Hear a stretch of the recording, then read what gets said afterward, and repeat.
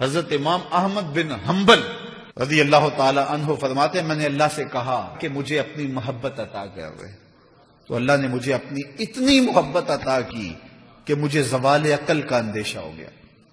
پھر میں نے ایک دن کہا مالک مجھے اپنا اب قرب عطا کر دے، تو آواز آئی میرا قرب چاہتے ہو تو پھر قرآن پڑھا کرو۔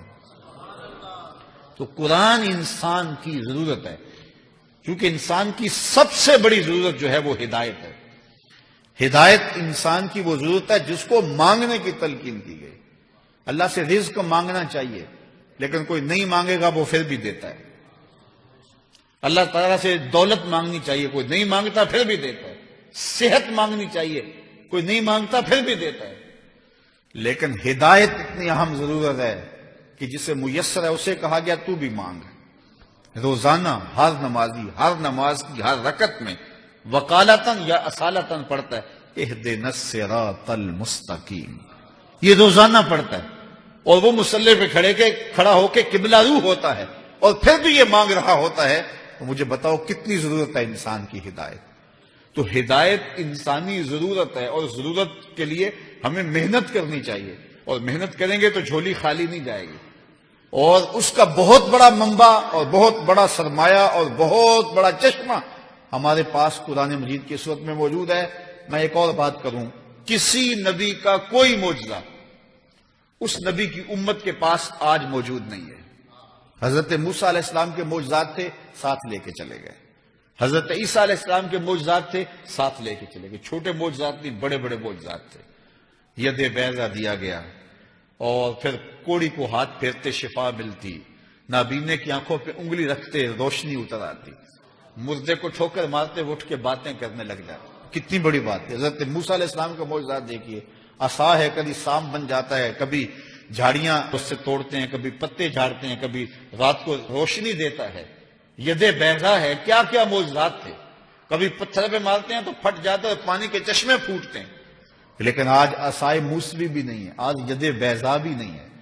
آج جو ہے وہ معجزات نبیوں کے ان کی امتوں کے پاس نہیں ہیں، اور میرے نبی علیہ السلام کا سب سے بڑا معجزہ قرآن آج بھی اصلی صورت میں ہمارے پاس موجود ہے۔ یقین جانے قرآن کو چومنے کو جی چاہتا ہے، آنکھوں سے لگائیں، یہ وہ کتاب ہے جو میرے رسول کے سینے پہ نازل ہوئی ہے، اور اصلی صورت میں اپنی اصلی زبان میں انہی حروف کے ساتھ آج بھی موجود ہے۔ اور قرآن مجید کا فیض بھی ختم نہیں ہوا، اس کا اسی طرح فیض موجود ہے جس طرح پہلے موجود تھا، اور آج بھی وہ روشنی دیتا ہے۔ اور جب ہم اس کو تلاوت کرتے ہیں، اسی لیے فرمایا گیا راتوں کی تنہائیوں میں اٹھ کے قرآن پڑھو، اور قرآن پڑھتے ہوئے رویا کرو۔ فَإِن لَمْ تَبْكُوا فَتَبَاكُوا، اور اگر رونا نہ آئے تو رونے کی کوشش کیا کرو۔ حضرت داتا گنج بخش علی حجویری علیہ رحمہ سے کسی مرید نے کہا حضرت اگر رونے کی کوشش کریں پھر بھی رونا نہ آئے، فرمایا پھر مقدر پہ رویا کرو۔ اتنے سنگ دل ہو گئے ہو کہ قرآن پڑھنے سے تمہیں رونا نہیں آتا؟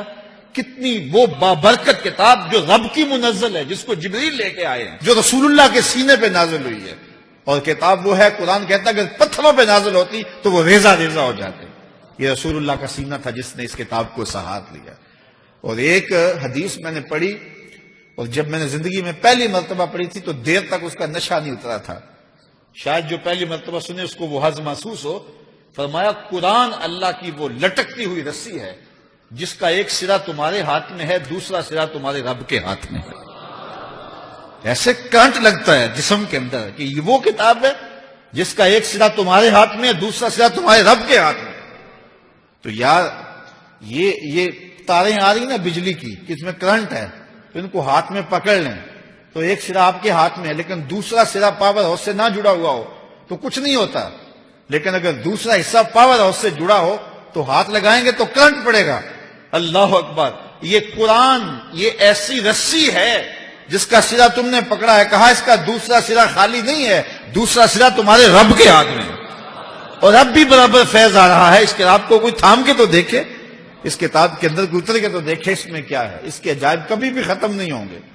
حضرت مولا کائنات سید علی المرتضیٰ رضی اللہ تعالیٰ عنہ نے جب حضور سے پوچھا کہ حضور پھر اس دور میں بچنے کی صورت کیا، تو فرمایا اللہ کی کتاب، اور آگے حضور نے ایک لفظ ارشاد فرمایا، فرمایا یہ وہ کتاب ہے جس کے عجائب کبھی بھی ختم نہیں ہوں گے۔